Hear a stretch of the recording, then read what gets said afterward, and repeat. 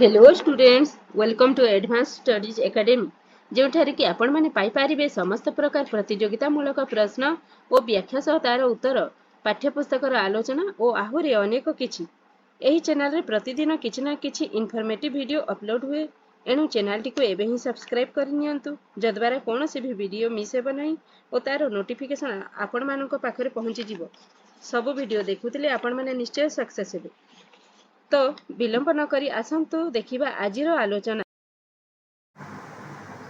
पिलामाने आजी आमे 2020 वर्षर षष्ठ श्रेणीर आदर्श प्रवेशिका परीक्षार विज्ञान विभाग को आलोचना करिबा। प्रथम प्रश्नटी है क्वेश्चन नंबर 27। विटामिन सी रो अभाव रे केउ रोग हुए? विटामिन सी रो अभाव रे केउ रोग हुए?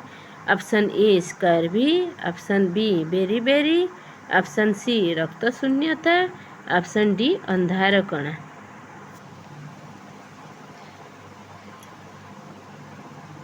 अंधार कणा कहार अभाव रे हुए?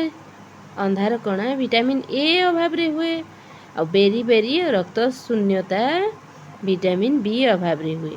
किंतु स्कर्वी रोग विटामिन सी अभाव रे हुए। एणु ऑप्शन ए टी हेउची ठीक उत्तर।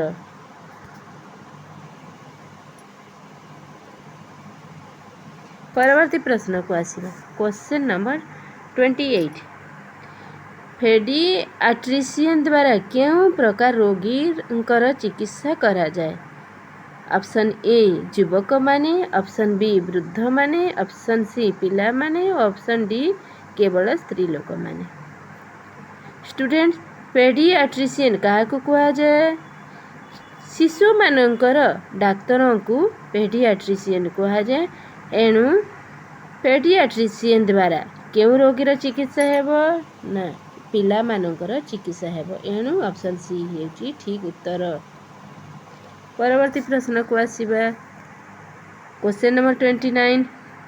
दूरतार मानक एकक कोण? Option A kilometre, option B metre, option C centimetre और ऑप्शन डी मिलीमीटर। दूरतार मानक एकक हेउची मीटर। एणु ऑप्शन बी टी हेउची ठीक उत्तर। परवर्ती प्रश्न को आसीबा। खपुरी रे एकमात्र गतिशील अस्थिर नाम कौन? ऑप्शन ए ऊपर कलापाटी, ऑप्शन बी निम्न कलापाटी, ऑप्शन सी नासिका अस्थि, ऑप्शन डी केउटी भी नुहे। स्टूडेंट्स, आम खपुरी रे 22 अस्थि अछि।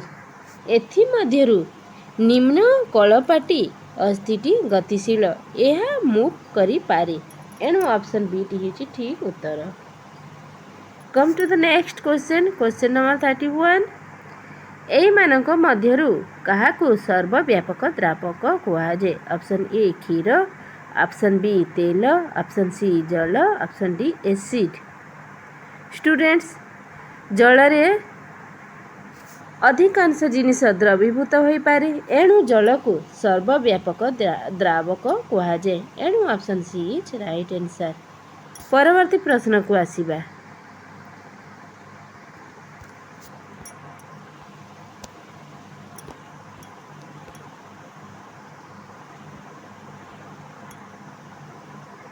Question number 32।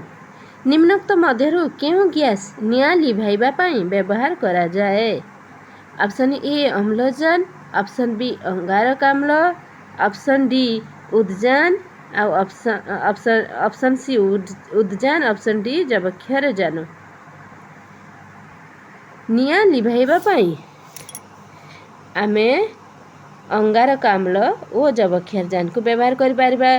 किंतु जबक्षार जान अति हालुका होइथिबारु से सहजरे धरी हुए नहीं। से आम वायुमंडल उपरी भाग रे थाए आउ एहा दामिका मध्य।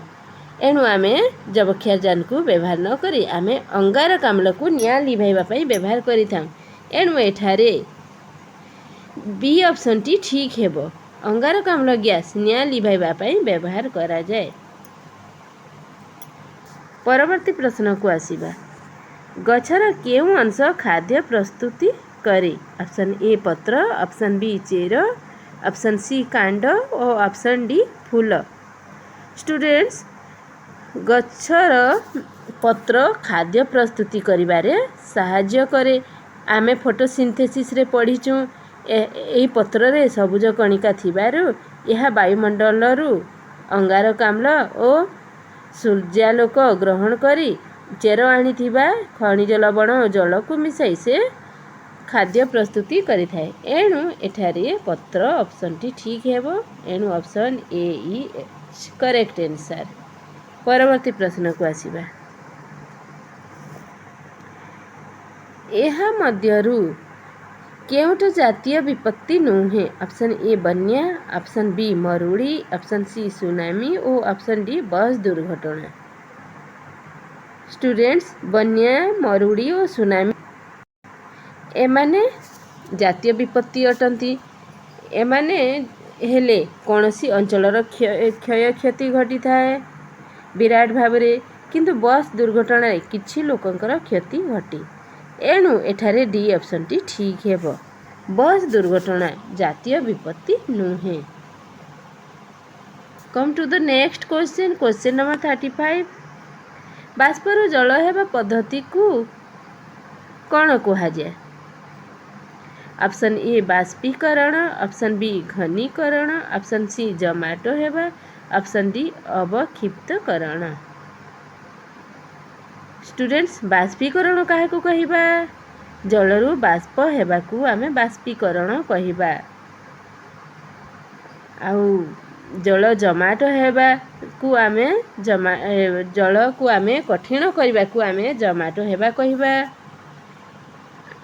ଏଣୁ ବାଷ୍ପରୁ ଜଳ ହେବାକୁ ଆମେ କ'ଣ କହିବା? ବାଷ୍ପରୁ ଜଳ ହେବାକୁ ଆମେ ଘନୀକରଣ କହିବା। ଏଣୁ ଅପସନ୍ ବି ଟି ହେଉଛି ଠିକ୍ ଉତ୍ତର। ପରବର୍ତ୍ତୀ ପ୍ରଶ୍ନକୁ ଆସିବା। Question number 36। ଜୈବ ନିମ୍ନୀକରଣୀୟ ଅଳିଆ ପାଇଁ କେଉଁ ରଙ୍ଗର ଡଷ୍ଟବିନ୍ ବ୍ୟବହାର କରାଯାଏ? Option A Nila, option B ସବୁଜ, ଅପସନ୍ ସି ହଳଦିଆ ଆଉ ଅପସନ୍ ଡି ଲାଲ। ଜୈବ ନିମ୍ନୀକରଣୀୟ ଅଳିଆ ପାଇଁ ଆମେ ସବୁଜ ରଙ୍ଗର ଡଷ୍ଟବିନ୍ ବ୍ୟବହାର କରିଥାଉ।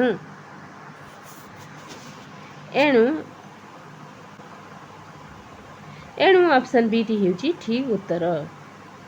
ପରବର୍ତ୍ତୀ ପ୍ରଶ୍ନକୁ ଆସିବା। ଏମାନଙ୍କ ମଧ୍ୟରୁ କେଉଁ କାଣ୍ଡକୁ ଆମେ ଖାଇଥାଉ? ଅପସନ୍ ଏ କଦଳୀ, option B beet, option C ଅଦା ଓ ଅପସନ୍ ଡି ସେଓ। ଏମାନଙ୍କ ମଧ୍ୟରୁ କେଉଁ କାଣ୍ଡକୁ ଆମେ ଖାଇଥାଉ? ଆମେ ଅଦାକୁ ଖାଇଥାଉ। ଏଣୁ ଅପସନ୍ ସିଟା ହେଉଛି ଠିକ୍ ଉତ୍ତର। ସେଓ, ବିଟ୍ ଓ କଦଳୀର କାଣ୍ଡକୁ ଆମେ ଖାଉନାହିଁ। Come to the next question. ଏମାନଙ୍କ ମଧ୍ୟରୁ କିଏ ଜଣେ ବୈଜ୍ଞାନିକ ନୁହନ୍ତି? Option A Marconi, option B Karl Marx, option C Marie Curie, option D APJ Abdul Kalam. Students, Marconi ତ ଜଣେ ବୈଜ୍ଞାନିକ ଅଟନ୍ତି। ସେ କ'ଣ ଉଦ୍ଭାବନ କରିଛନ୍ତି? ସେ ରେଡ଼ିଓ ଉଦ୍ଭାବନ କରିଛନ୍ତି। ମେରି କ୍ୟୁରି ରେଡ଼ିୟମ୍ ଉଦ୍ଭାବନ କରିଛନ୍ତି। ଏପିଜେ ଅବଦୁଲ କଲାମ ଏ ଆମ ପୂର୍ବତନ ରାଷ୍ଟ୍ରପତି ଅଟନ୍ତି। ଏ ମଧ୍ୟ ଜଣେ ବୈଜ୍ଞାନିକ ଅଟନ୍ତି। କିନ୍ତୁ କାର୍ଲ ମାର୍କସ ଜଣେ ବୈଜ୍ଞାନିକ ନୁହେଁ। ସେ ଜଣେ ଇକୋନୋମିଷ୍ଟ, ସେ ଜଣେ ଫିଲୋସୋଫର, ସେ ଜଣେ ରିଫର୍ମର, ସେ ଅନେକ କିଛି ଅଟନ୍ତି, କିନ୍ତୁ ସେ ବୈଜ୍ଞାନିକ ନୁହନ୍ତି। ଏଣୁ ଏଠାରେ ବି ଅପସନ୍ଟି ଠିକ୍ ଉତ୍ତର ହେବ। କାର୍ଲ ମାର୍କସ ଜଣେ ବୈଜ୍ଞାନିକ ନୁହନ୍ତି। ଆମେ ଲାଷ୍ଟ କ୍ୱେଶ୍ଚିନ୍କୁ ଆସିବା। ମନୁଷ୍ୟ ଶରୀରରେ ସମୁଦାୟ କେତୋଟି ଜ୍ଞାନେନ୍ଦ୍ରିୟ ଥାଏ? Option A 3, option B 4, option C 5, option D 6। ମନୁଷ୍ୟ ଶରୀରର କେଉଁ କେଉଁ ଅଙ୍ଗକୁ ଆମେ ଜ୍ଞାନେନ୍ଦ୍ରିୟ କହିଥାଉ? ଆଖି, ନାକ, ଜିଭ, କାନ ଓ ଚର୍ମ। ଏହି ପାଞ୍ଚଟା ହେଲା ମନୁଷ୍ୟ ଶରୀରର ଜ୍ଞାନେନ୍ଦ୍ରିୟ। ଏଣୁ ମନୁଷ୍ୟ ଶରୀରରେ ସମୁଦାୟ 5ଟି ଜ୍ଞାନେନ୍ଦ୍ରିୟ ଅଛି। Option C is right answer.